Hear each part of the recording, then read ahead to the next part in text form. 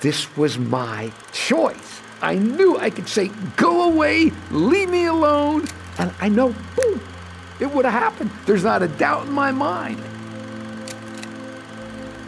You sure it's recording? Ladies and gentlemen, we are about to present to you, to make the first statement of the evening, Clifford Goldstein. The bear went over the mountain, the bear went over the mountain, the bear went over the mountain to see what he could see. I want to do my radio on. No, that's silly. We now hear a few words from Shelley. I grew up in Miami Beach in a secular Jewish home. Did a lot of travel when I was young. I saved up my money when I was in high school, went through Europe and North Africa. Then I came back and I went to junior college. I worked also at the Miami Herald as a copy boy. Bummed around Europe for a number of months, and then I went up to Sweden. Then I came back and I went to the University of Florida at Gainesville. At that time of my life, I was into skydiving. I mean, every weekend at Gainesville, people are going to football games or whatever. I went out to a place called Palatka, and I went skydiving.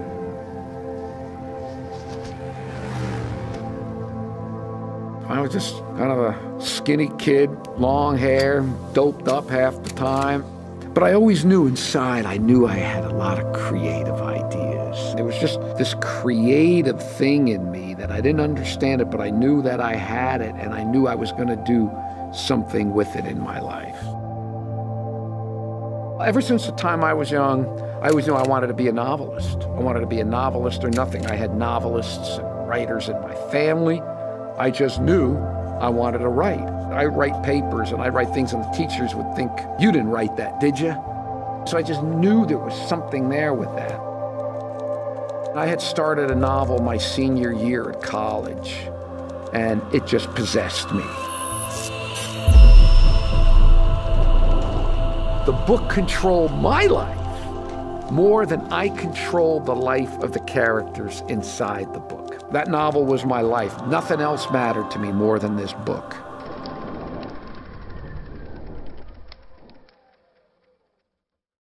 In the midst of all this, I was always somewhat of a seeker. Always had questions, and I'll never forget, one day, I was sitting in a pizza parlor, and I was reading a philosopher, and he said something that changed my life. He said, in order to live the most perfect life upon the earth, you needed to find out the reason why you were here and then live your life accordingly. For some reason, those words just hit me. And it was like I was eating a pizza. There was this pizza sitting on the table in front of me. Now, you could have had 1,000 different people with 1,000 different concepts of how the pizza got there.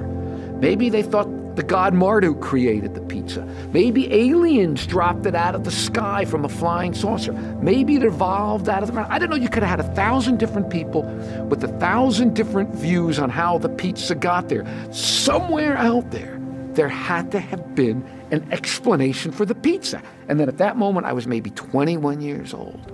It hit me.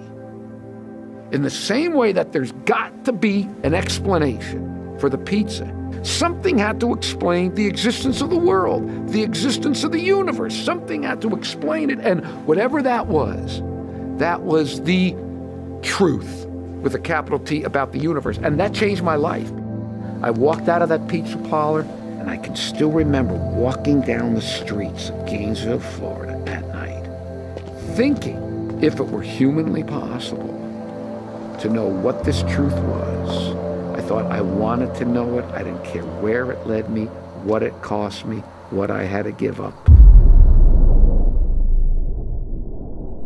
Over the next few years, I had some amazing experiences that really helped break me free from this hardcore atheistic, materialistic worldview that I was raised on. And I really started to think that there is a kind of spiritual dimension. And eventually I really came to believe that there is a God, that there has to be a God.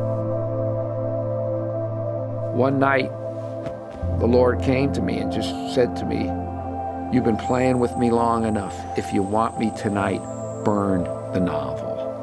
And in that instant, the Lord showed me that that novel was my God. And it was. Nothing else in the world meant more to me than that book. That book was everything to me. It was my God. I was 23 years old. It was 2.5 years of my life. And at 23, 2.5 years is a lot. I poured everything into it. I mean, I barely had a dime to my name. I was living in a student ghetto, barely had enough money to eat because all I was doing was pouring everything into the book. My friends were getting degrees in this and getting degrees in that and doing all this other things. And I never had, and I poured everything into this. But then it's fascinating because I had all this back and forth. And then finally, at one point, I surrendered. I said, okay, God, I want you.